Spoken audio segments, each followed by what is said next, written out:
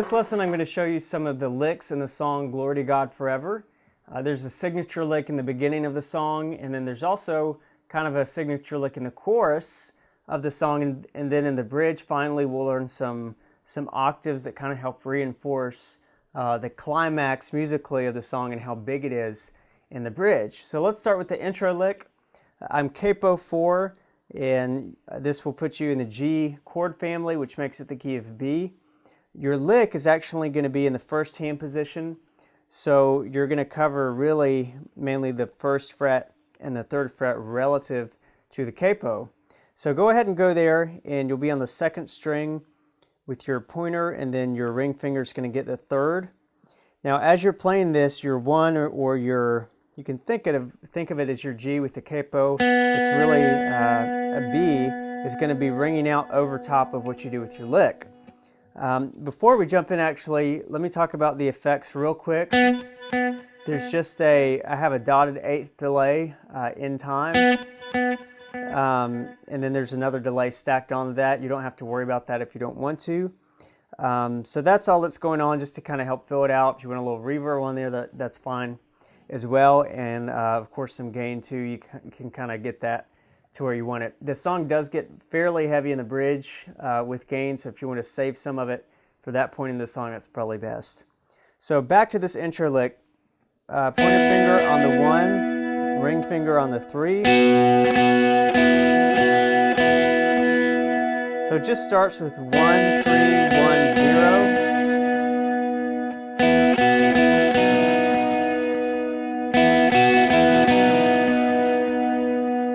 And then from there, you're going to slide all the way up to the actual 11th fret.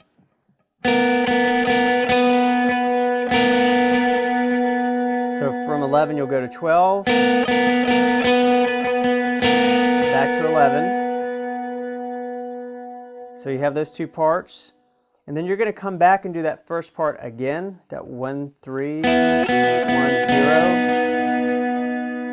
And then you're going to answer with an 11, 12 part, but a little differently. You're actually going to start with the 12, and then go to 11. And then it ends, the bass guitar does the same thing here at the very end as well.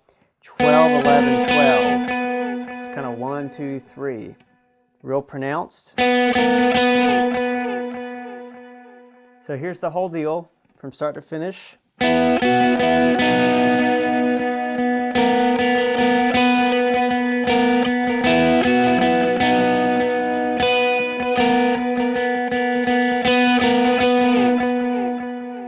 From there, you're just going to go into the verse. The verse is pretty low-key. If you listen closely to the Steve Fee track, you'll hear some kind of keyboard, electric guitar kind of sounding loop deal that's mixed in there. You can kind of do whatever you want. Just it's kind of based around a 1 chord or a G chord in this case. But keep it really light, because you'll want to come in and be noticed on the chorus, because there's another signature lick here on the chorus. You'll pop back to the 11th fret now on the first string, and then 12th fret on the second string, and you're going to do a little alternating pattern between the two. That's all it is at first, just 4 of those. 1, 2, 3, 4. Now from here, your pointer finger needs to jump back to the 9, and your middle finger needs to stay in place on the 12. So that's kind of a stretch. If you'd rather use your ring finger, go ahead and do that instead. That's no problem.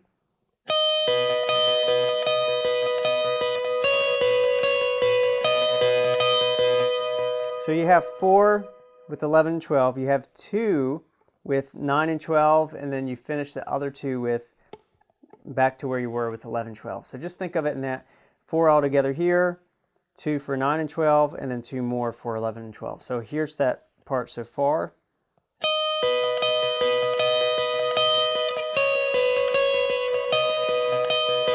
Now you're going to start over with your 9, or with your 11 rather, and 12. With 4 of those. And then there's a couple ways to do this next part. I'll show you what I do. You're going to come back to that 9 where you were. 9, 12, just like normal. And I'm actually going to fill it out on the, come back to the 3rd string and kind of create a little lower end to the complement chord here. So that takes me to the 11th fret on the 3rd string. Work your way back up, so the 12th fret again on the 2nd. And my pinky, it's kind of like the 3rd position complement chord. My pinky is going to get the 14.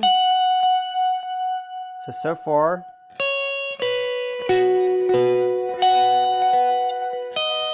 So pinky, and then that 12 again that you're always alternating with, back to the 11. And that's gonna, that 11's gonna hit that one time at the end before you start the whole thing over. So let me play the whole thing for you so you can hear how all that works in.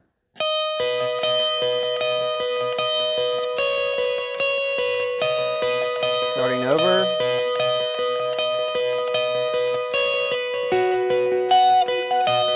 Start the whole thing over. Back to 11 and start the 11 part over.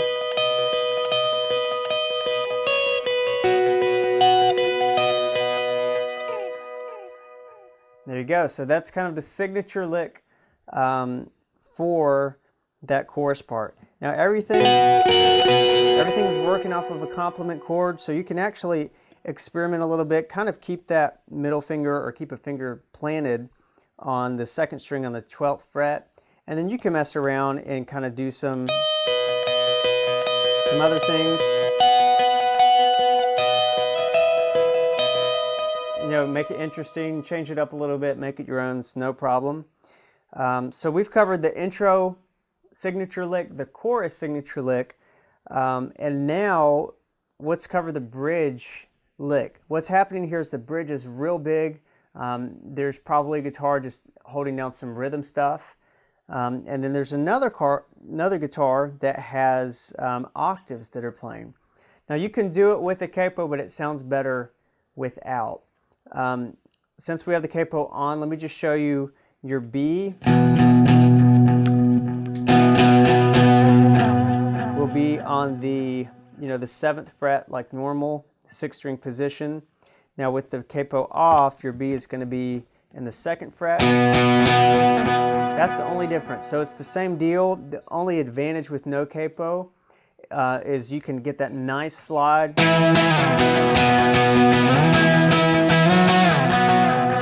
down to the 2nd. So you get that really nice slide, whereas if you're playing the B with the 6th string position, you don't get that big slide down.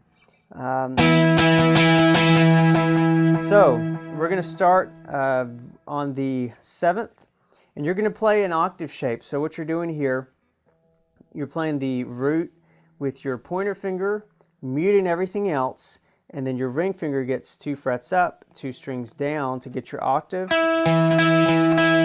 So the trick is you're playing those, and then everything else is muted out except those 2 notes that you want. So let's talk about where to go hand position wise.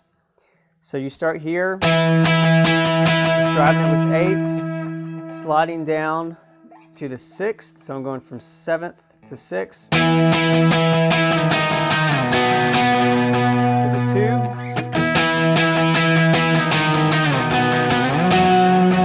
coming up to the 9, back to the 2. So here's that whole part again. I'm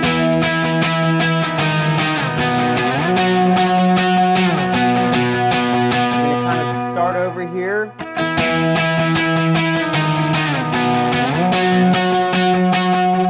Now from here there's a little lick that pops in.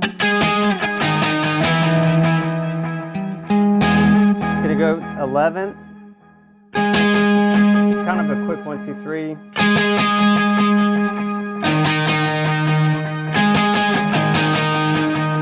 Going from 11 down to the 6, and that starts you back over. So here's the whole deal.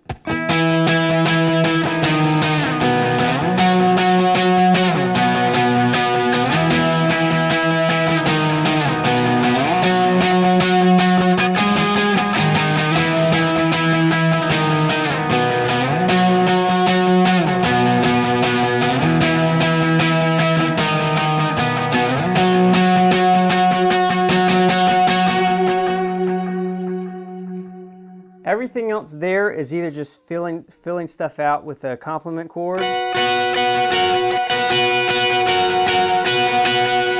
playing the actual chords in the song either with a capo or without. But the first thing to master if you're playing electric guitar in the song is the signature licks for the intro, the chorus, and then that driving octave sound for the bridge.